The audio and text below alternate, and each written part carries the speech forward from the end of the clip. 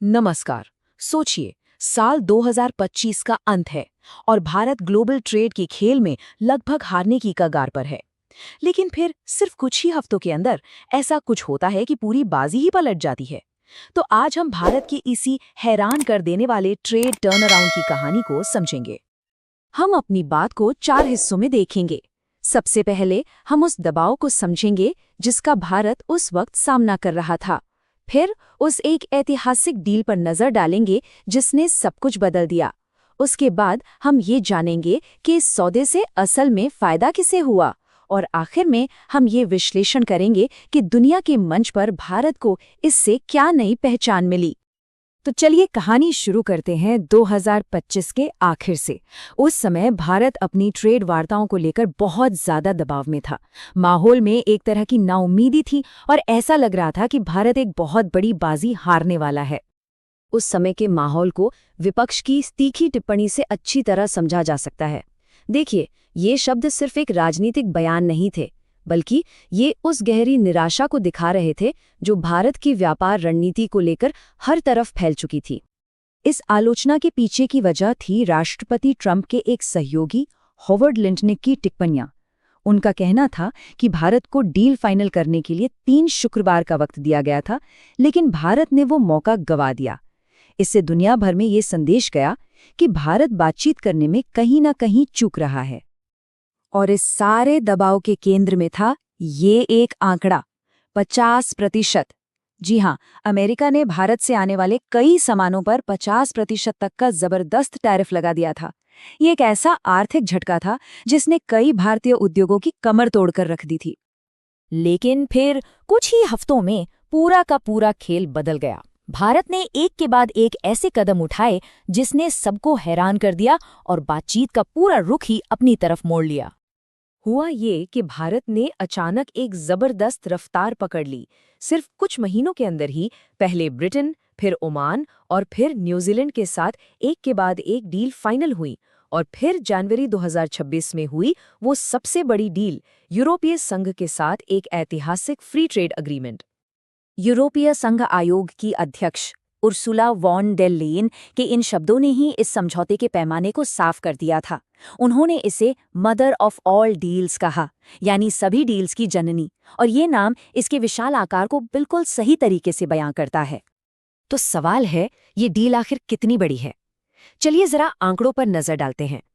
सबसे पहली बात, ये समझौता 2 अरब लोगों का एक फ्री ट्रेड जोन बनाता है। मतलब दुनिया की आबादी का एक बहुत बड़ा हिस्सा अब इसके दायरे में है। और दूसरा आंकड़ा तो और भी जबरदस्त है। ये फ्री ट्रेड जोन दुनिया की कुल जीडीपी का 25% यानी 1/4 हिस्सा कवर करता है। अब आप इन 2 आंकड़ों से ही इस समझौते के जबरदस्त आर्थिक और रणनीतिक महत्व का अंदाजा लगा सकते हैं। तो ठीक है, डील बहुत बड़ी है, लेकिन जमीनी स्तर पर इसका मतलब क्या है? कारोबारियों और हम आप जैसे आम लोगों को इससे क्या ठोस फायदा मिलेगा? चलिए अब इसे समझते हैं। इस डील का सीधा असर देखिए। यूरोप से आने वाली कारों पर टैरिफ 110% से घटकर सिर्फ 10% रह जाएगा। वाइन और स्पिरिट्स पर लगने वाला 150% का भारी भरकम टैरिफ भी बहुत कम हो जाएगा। और सबसे बड़ी बात, मशीनरी और केमिकल्स जैसे जरूरी औद्योगिक सामानों पर टैरिफ लगभग 0 हो जाएगा, जो भारतीय इंडस्ट्री के लिए किसी गेम चेंजर से कम नहीं है। अब ये ग्राफ देखिए, ये पूरी कहानी को साफ कर देता है। कील इंस्टीट्यूट के एक स्टडी के मुताबिक अमेरिकी टैरिफ से भारत की जीडीपी को 1.64% का सीधा नुकसान हो रहा था। वहीं ये ईयू डील 0.12% का फायदा पहुंचाती है। मतलब ये अमेरिकी झटके के खिलाफ एक जरूरी आर्थिक सुरक्षा कवच की तरह काम करती है। तो इस डील के असली विनर कौन है? अगर भारत की तरफ से देखें तो आईटी और प्रोफेशनल सर्विसेज को यूरोपीय बाजार में जबरदस्त मौके मिलेंगे। साथ ही टेक्सटाइल्स, केमिकल्स और फूड एंड बेवरेज जैसे बड़े सेक्टर्स के एक्सपोर्ट में भी भारी उछाल आने की उम्मीद है। और जाहिर है, फायदा दोनों तरफा है। यूरोपीय संघ के लिए भी ये एक बहुत बड़ा सौदा है।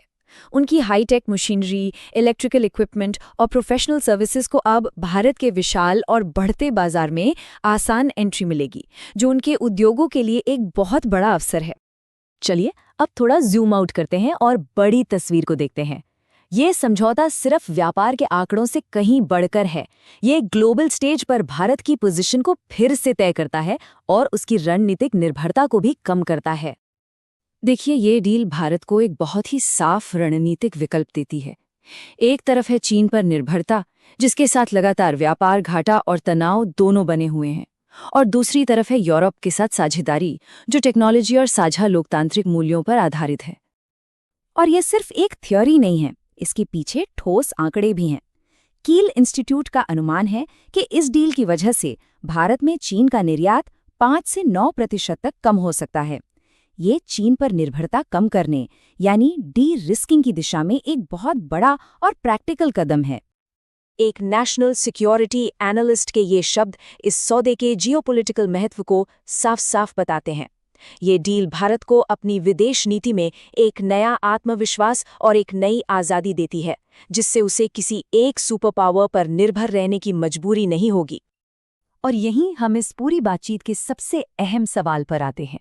यूरोपीय संघ के साथ इस ऐतिहासिक समझौते के बाद भारत अब अमेरिका के साथ ट्रेड नेगोशिएशन की टेबल पर एक नई और कहीं ज्यादा मजबूत स्थिति में है। तो क्या ये नई ताकत अमेरिका के साथ रिश्तों में एक नए अध्याय की शुरुआत करेगी? इसका जवाब तो अब आने वाला वक्त ही देगा। नमस्कार। सोच